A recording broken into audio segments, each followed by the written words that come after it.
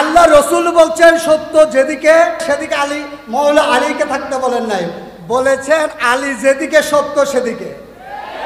আর মৌলা আলী যেদিকে সত্য যদি সেদিকে হয়, তাহলে মৌলা হাসান পাকও সেদিকে, মৌলা হুসাইন পাকও সেদিকে, মৌলা জাইনুল আবিদিনও সেদিকে, ইমাম জাফর সাদেকও সেদিকে, হুজুর গাউসুল আজম দস্তগীরও সেদিকে, হুজুর গাউসুল আজম মশবন্ডারিও সেদিকে।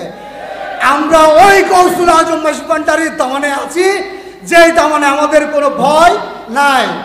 আমরা মরণকে ভয় করি না, আমরা ভয় করি এক রব্বুল ইজ্জত আলামিনকে। যে ভয় আমাদেরকে আমাদের পীর ও মুর্শিদ হুজুর গাউসুল আজম মশবন্ডারিকে ভয় করার মাধ্যমে মৌলায়ে কায়নাতকে ভয় করা শিখিয়েছেন, যে ভয়ের মাধ্যমে রাসূল করিম রউফুর রহিম কে ভয় করার মাধ্যম শিখিয়েছেন, যে ভয় আল্লাহকে আমরা করি। আমাদেরকে নতুন করে কোরআন হাদিস শিখাইতে আসিয়েন না, দয়া করে আপনারা শিখে, আপনারা ভালোভাবে ইলম অর্জন করে তারপরে আপনারা আহলে বায়াতের মাওয়াদ্দাটা পূর্ণ করুন। অন্ধ ছেলের বাবা যারা হাত ধরিয়ে চালাই তারা, তোমার গোলামগণের তেমনি ধারা রাখিও সেই দিনে। তা আমরা আমাদের পীর ও মুর্শিদের এবং এইখানে যারা আওলাদের রসুল আছেন, আমাদের মুরব্বী আছেন, আমাদের ইমানটা এত সস্তা না যে ওনারা আমাদেরকে ভুল পথ দেখাবেন। আপনারা মনে করতে পারেন, কিন্তু আপনারা পড়েন, স্বীকার করেন না। কোরআন তো পড়ছেন, আলিফ লাম মিম যালিকাল কিতাব লা রাইবা ফীহি হুদাল লিল মুত্তাকিন। তো কই আপনাদের সেই বিশ্বাস এই আল কোরআনের উপর,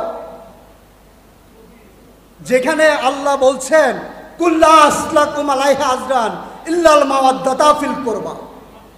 তা আপনারা এত সহজ করে মাওয়াদ্দাত যে শব্দটা সেটা আরবি, মোহাব্বত যে শব্দটা সেটাও আরবি।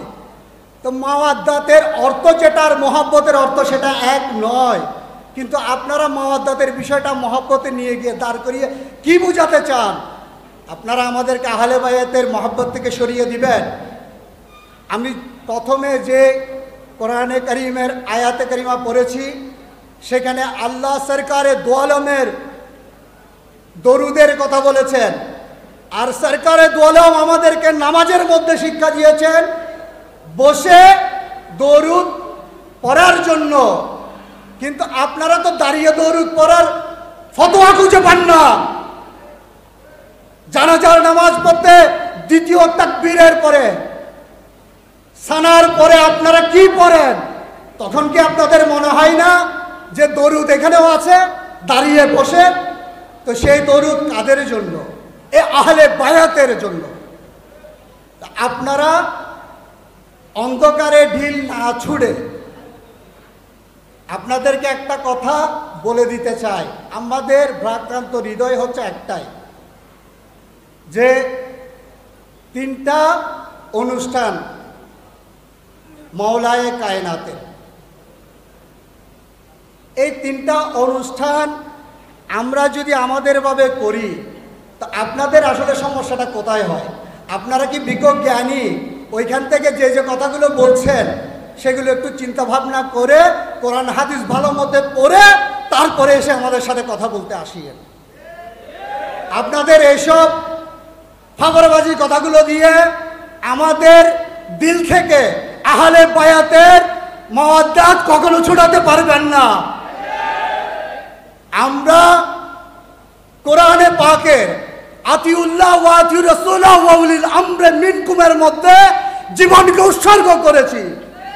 যেই উলিল আমরি মিনকুম বলেছি, সেখানে আমাদের মুর্শিদের, আহলে বায়াতের, আহলে রাসূলের সব সময় মাওয়াদ্দাত আমাদের সিনার মধ্যে,